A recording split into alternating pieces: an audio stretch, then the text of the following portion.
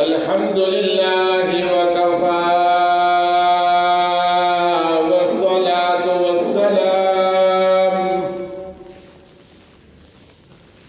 والصلاة والسلام على سيد الرسل وخاتم الأنبياء.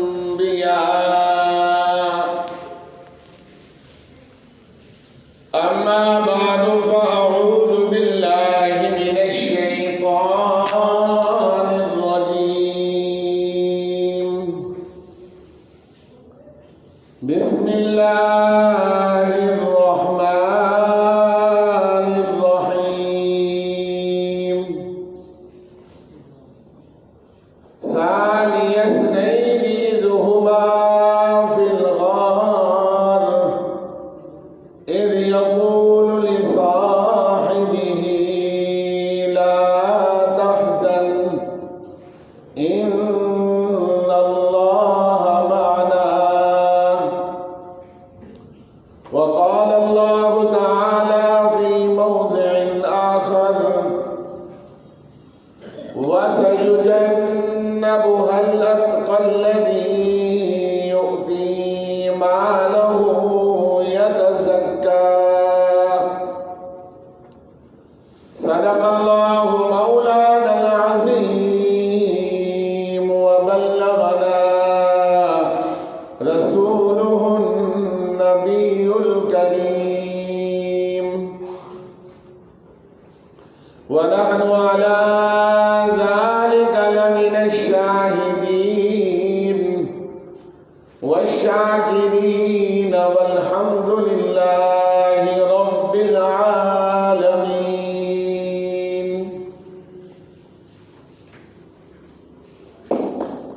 سامعین محترم، 22 جمادی الثانی وہ دن ہے جس دن کو افضل الانبیاء جناب محمد رسول اللہ صلی اللہ تعالی علیہ وسلم کے محبوب ساتھی اور آپ کے سسر کا اس دنیا سے وصال ہے. آپ کا نام نامی ابو بکر ہے اور آپ کے والد کا نام ابو قحافہ ہے. عزیز دوستو، تمام مسلمانوں کو یہ عقیدہ رکھنا لازمی اور ضروری ہے کہ جس طرح تمام انبیاء علیہم الصلاۃ والتسلیمات میں سے آخری اور افضل ترین رسول و پیغمبر کا نام نامی سیدنا محمد رسول اللہ صلی اللہ تعالی علیہ وسلم ہے، اسی طرح تمام امت کے لوگوں میں سے افضل ترین انسان سیدنا صدیق اکبر ہیں. صحابیت کا انکار کرنا کفر ہے. اگر آپ یوں کہیں گے فلاں صحابی کا نام لے کر انکار کریں گے تو شاید کافر نہیں بنیں گے، لیکن اگر آپ نے یوں کہا سیدنا صدیق اکبر کی میں صحابیت کو نہیں مانتا تو کافر ہو جائیں گے. کیوں کہ سیدنا صدیق اکبر رضی اللہ تعالی عنہ کی صحابی ہونا، ان کا رسول اللہ کا ساتھی ہونا نص قطعی سے ثابت ہے. پہلا عقیدہ آپ کو یہ رکھنا ہوگا کہ افضل ترین صحابی صدیق اکبر ہیں، اور دوسرا عقیدہ یہ رکھنا ہوگا کہ سیدنا صدیق اکبر رضی اللہ تعالی عنہ کی خلافت بلا فصل ثابت ہے۔ آپ جس طرح امت میں سے افضل ترین انسان ہیں، اسی طرح پہلے خلیفہ آپ ہیں۔ آپ کی خلافت کا انکار کرنا اہل سنت والجماعت کے عقائد کا انکار کرنا ہے۔ ایک چھوٹا سا رسالہ ہے جس کا نام ہے عقیدہ طحاویہ، اس کے اندر اہل سنت والجماعت مسلمانوں کے عقائد کو بیان کیا گیا ہے۔ اس کے اندر یہ عقیدہ بیان کیا گیا ہے وَنُفَضِّلُ، ہم فضیلت کا اقرار کرتے ہیں اور خلافت کا اقرار کرتے ہیں سیدنا صدیق اکبر رضی اللہ تعالی عنہ کے لیے۔ عزیز دوستو، اس مختصر وقت کے اندر دو باتیں آپ کے سامنے پیش کروں گا۔ پہلی بات کہ آپ سیدنا صدیق اکبر صحابی رسول ہیں۔ دوسری بات، سب سے اعلیٰ، سب سے اکمل اور سب سے زیادہ فائدہ پہنچانے والے رسول پاک صلی اللہ تعالی علیہ وسلم کو سیدنا صدیق اکبر ہیں۔ صحابی، آج کل آپ نیٹ کے اندر ایک واویلا سن رہے ہیں۔ واویلا یہ ہے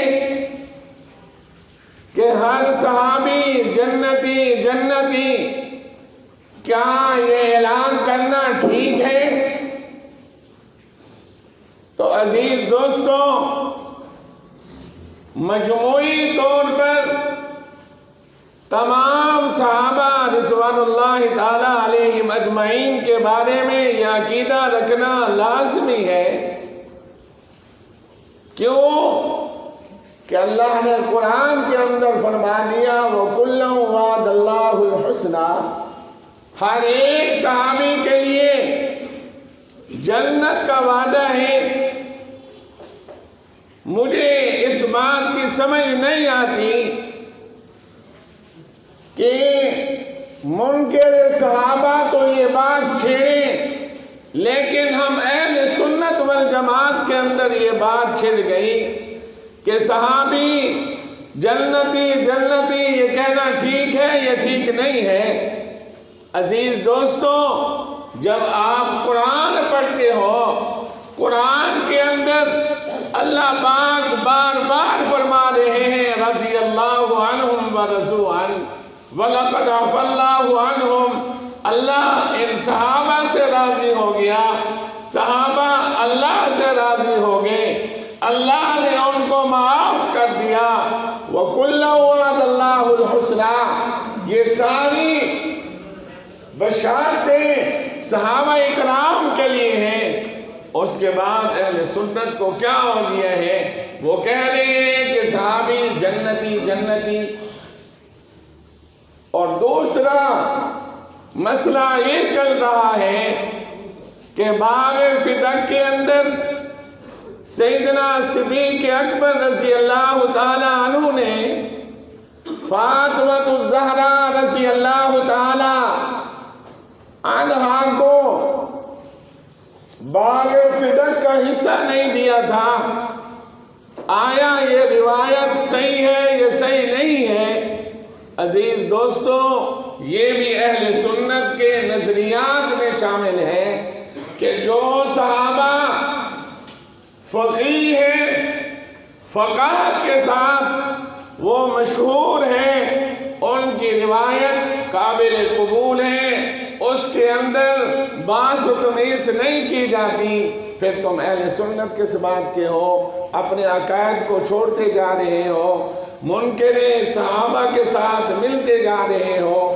اس طرح کی عجیب باتیں کرنا میری سمجھ سے بالا تر ہے۔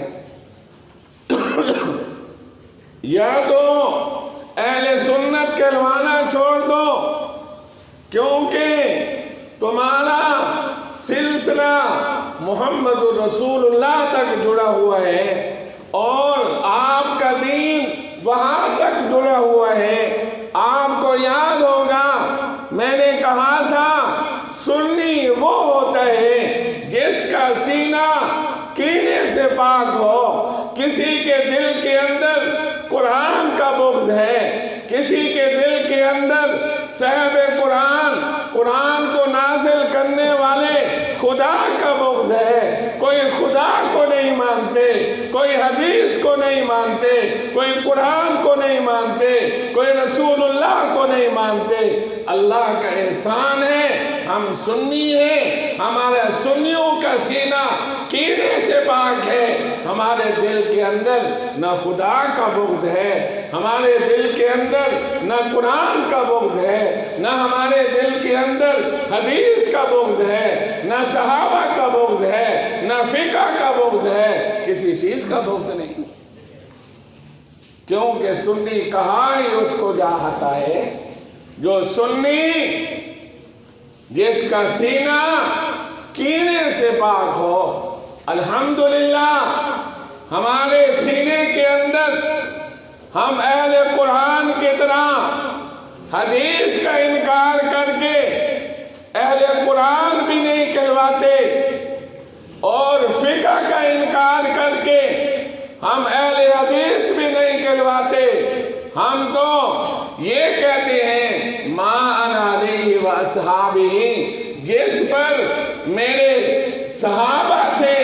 اللہ کا پیغام، اللہ کے رسول کا پیغام ہے ما انا علیہ و اصحابہ، جس پر میں ہوں میرے صحابہ ہیں وہ تمہارا راستہ ہے اور اس پر تم چلتے رہو۔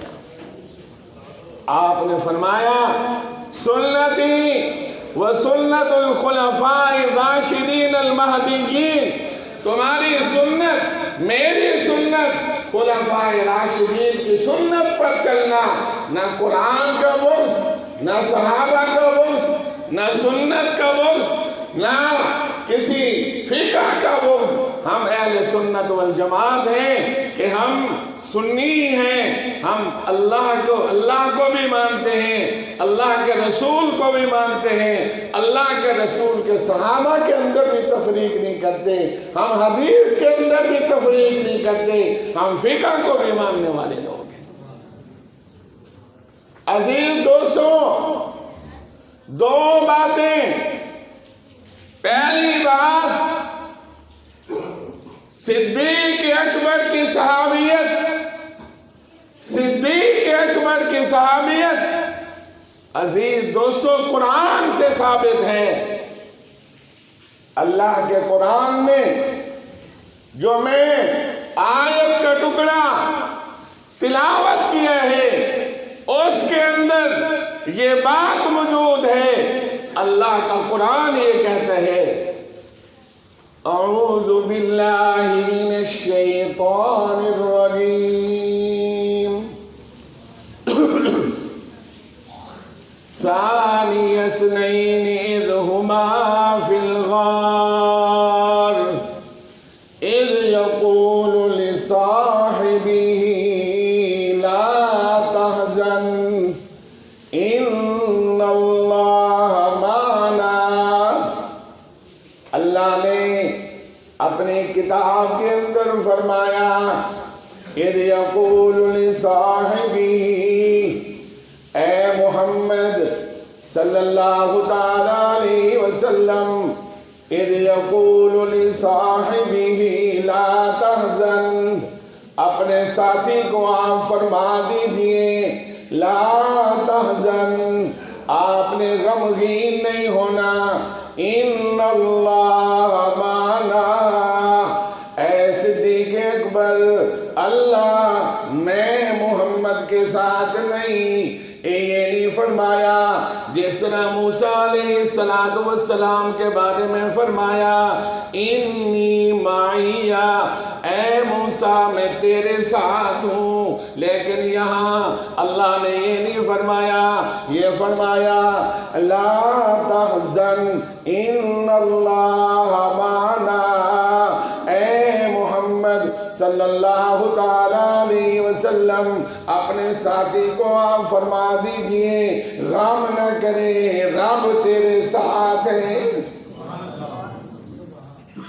سیدنا صدیق اکبر رضی اللہ تعالیٰ عنہ کا اختلاف ہو گیا فاروق اعظم کے ساتھ۔ صحابیت قرآن سے ثابت، ان لصاحبہ لا تحزن۔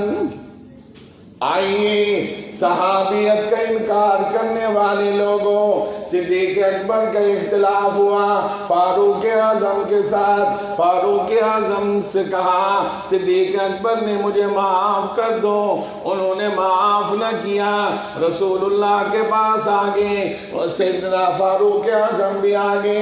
اللہ کے رسول کیا فرما رہے ہیں؟ لوگوں انی ترکت صاحبی، کیا تم مجھے میرے ساتھی کے بارے میں چھوڑ کیوں نہیں دیتے؟ اس صحابی رسول کو، اس میرے ساتھی کو معاف کر دو۔ انی ترکتم، تم چھوڑ دو، لصاحبہ، میرے ساتھی کو، اس کو برا بھلا نہ کہو، اس کے بارے میں بدگمانی نہ کرو۔ محمد الرسول اللہ نے فرمایا صدیق اکبر کے لیے فرمایا اے صدیق اکبر، تو میرے غار کا بھی ساتھی ہے، تو میرے مزار کا بھی ساتھی ہے، تو کل قیامت کے دن حوض کوثر کے اندر بھی میرے ساتھ ہوگا۔ یہاں سے بھی صحابی ثابت ہو گئے۔ ابو قحافہ رضی اللہ تعالیٰ عنہ کہتے ہیں اے صدیق اکبر، آپ بلال جیسے کمزور لوگوں کو آزاد کراتے ہو، طاقتور لوگوں کو آزاد کراؤ تاکہ کل مشکل کے وقت تمہارے کام بھی آ سکیں۔ بلال جیسے کمزور لوگوں کو رہا کرنے کی، غلامی سے آزادی دلانے کی کوئی ضرورت نہیں، یہ خود کمزور ہے، تمہارے مشکل وقت میں تمہارے کیسے کام آئے گا؟